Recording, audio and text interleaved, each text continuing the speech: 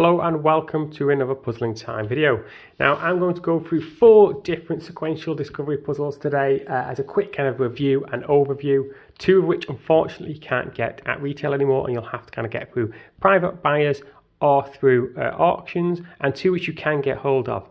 And I'll mention those as we go through them so you can have a look and see which ones maybe grab your fancy. Now the first one here, inside this bag we get this mat to kind of save the little pieces. So I'm going to put that out of the way, but that does come with it. And this puzzle itself, made by Cubic Dissection, which is Eric Fuller's company, is called ResQ. Now, ResQ is an adaptation of Frederic Boucher's Visitor Q. Visitor Q is a puzzle that looks very similar to this, where the objective is to rescue basically the spaceship which is inside the puzzle, and once you kind of got the spaceship out, you've kind of solved the puzzle a little bit. ResQ takes that idea and absolutely kind of runs with it. You've got many more stages. So on this, I think there are actually 9 stages. It says 5, but I think 4 or 5 long.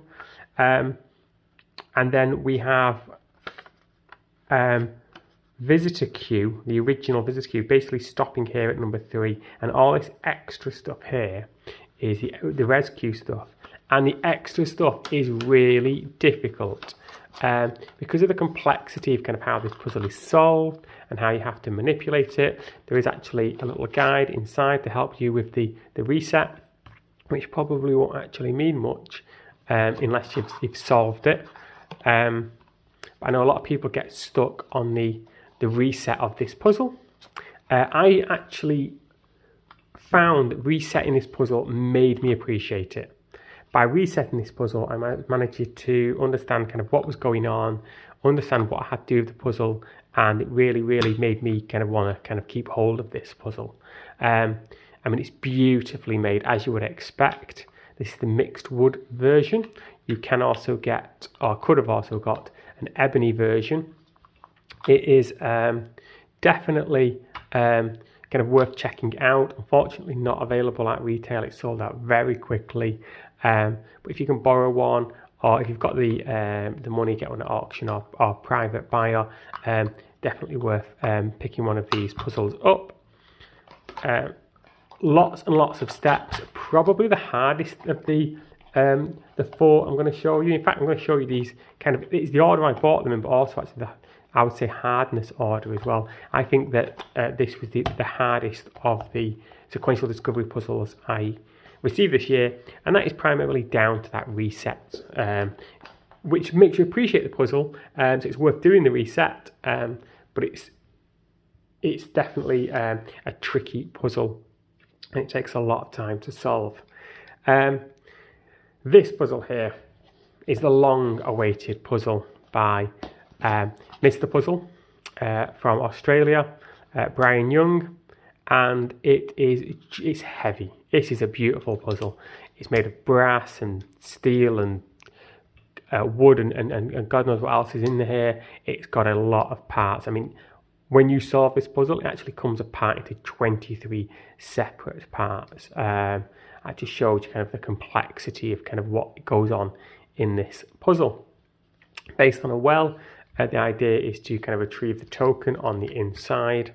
I should have mentioned actually with ResQ, the idea is to kind of work through that list and solve, find all of the things you're meant to find. So there's lots of things to find inside ResQ. Lots of tools along the way, lots of tools, lots of manipulation. So yes, that has lots of tools. This has even more. Just trying to understand kind of what is a tool and what isn't a tool is also part of the puzzle in this. Interestingly, there's one section where, you know, lots of debate about whether this was the right or wrong way to do something. As you would expect with all of the puzzles I'm going to show you today, no force is required. But on this puzzle, there's one section where like absolute minimum force is required. It's been quite difficult for people to try and find that move. You know, I did not find the right way to do it. I was close, and I know other people, I've seen kind of what they've done, and I know they came close. So it's really kind of interesting to kind of see what the actual real solution was, and really appreciated kind of this puzzle. It's a long puzzle. The reset isn't too difficult because you kind of understand as you go through, but as a solving experience, very tricky sections, really nice parts in there, really nice things to discover.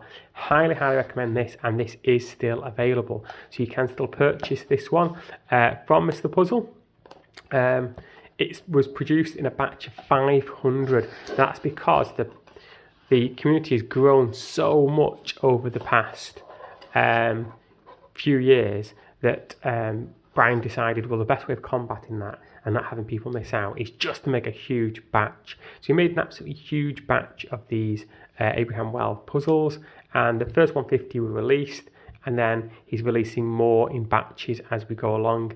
I think as I speak now, it's available on his website, but it's definitely worth kind of getting hold of him and sending a message to Brian or to Sue and just asking, is it completely sold out? When's the next batch coming? And there should be more coming along as well, because not all 500 have been released yet. Definitely worth checking out. A little bit easier maybe than ResQ, because the reset is fairly kind of obvious, but really great fun. Can't recommend this more highly. Now the next one, also available, and it's probably the funnest of the puzzles, just in its look, is kind of Burr. So this is a sequential discovery puzzle made by Andrew Crowell, or known as kind of Artwood Puzzles, and this is a sequential discovery puzzle based around a burr. So Burr is a puzzle which has kind of these moving sticks. It's a burr inside a cage, but as you go through the puzzle, you kind of find tools, and you find things to do with those tools, and you find how to solve this puzzle. This is really worth getting, and as far as I know, Andrew's going to keep making these until people no longer want to buy them. And why shouldn't he? Because everyone should really get a chance to try this puzzle. It is absolutely fantastic. It is so much fun. It's so clever. It's got some little tricks along the way and little things to try and hold you up, but it is really, really, really interesting puzzle, and it's fantastic kind of to work through. I really enjoyed this one. It's the cheapest of the puzzles as well, but definitely kind of keep an eye on Artwood Puzzles. Maybe put a little note on your Etsy profile to see when it's back in stock.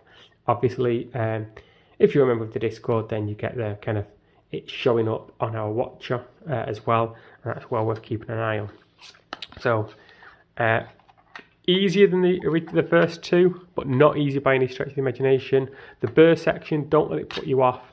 It's not overly complicated, so if you're not used to doing burrs, don't think, oh, I can't do burrs, so I can't do that puzzle. You can. The burr section, it's not overly complicated. It's just a nice kind of fun way of introducing all the SD qualities, the sequential discovery qualities. And the last one, and I don't know, maybe this is my favourite, I'm not sure. They're all so good, but I really enjoyed this. This is by far the kind of the easiest of them. So this is a sequential discovery box cube puzzle. It's by Juno, or Plurido, his company, and Juno makes absolutely fantastic puzzles. I've got quite a few kind of his other puzzles. So I've done I think it's Puzzler's Cage I did, and I've got his coin release puzzle and his slide puzzle. A couple of these I've kind of done on the channel before. Highly recommend kind of his work. It's very, very well made, beautiful puzzle. He released, I think it was about 250 of these. They sold out so quickly. luckily, you know, I was lucky to kind of get hold of one, and unfortunately, the only way now to get hold of them would be kind of via auction or private seller, and that could be quite expensive as well, unless you know someone who's kind enough to pick one up for you and kind of pass it on at cost. But this is a really nice puzzle. It's got lots of tools and lots of steps along the way, like all of these puzzles have. Really enjoyable. It's the one I've solved the most times. So ResQ, I've only actually solved once. I've only been through the whole thing once. Just because of its complexity, I will go through that again next time I get some holiday. Abraham's Well, I've solved a couple of times now. Really enjoyable. Burr I've solved a couple of times, and then this I think I've solved about 6 or 7 times, and no doubt once I've turned this video off I might just run through the solution one more time, just because it is really fun. Not overly complicated, the easiest of the bunch, but definitely that doesn't detract from how good the puzzle is. So that's the Sequential Discovery puzzles that I kind of picked up this year. It's quite a lot. This is a lot of Sequential Discovery puzzles, and they're not cheap, and they're not always easy to get hold of. So it's understandable that not everyone will have managed to get hold of every one of these or seen these, but hopefully it gives you some indication as to kind of what we deem to be Sequential Discovery puzzles, and how different they can all look and be, both in the kind of complexity and the difficulty, or in the materials used, or just in the kind of the scarcity of them as well. If you have any questions about any of these puzzles, just please leave a comment below. As always, any likes and any follows really do help the channel out, and it's very much appreciated. I hope you've enjoyed this quick rundown of these SD puzzles.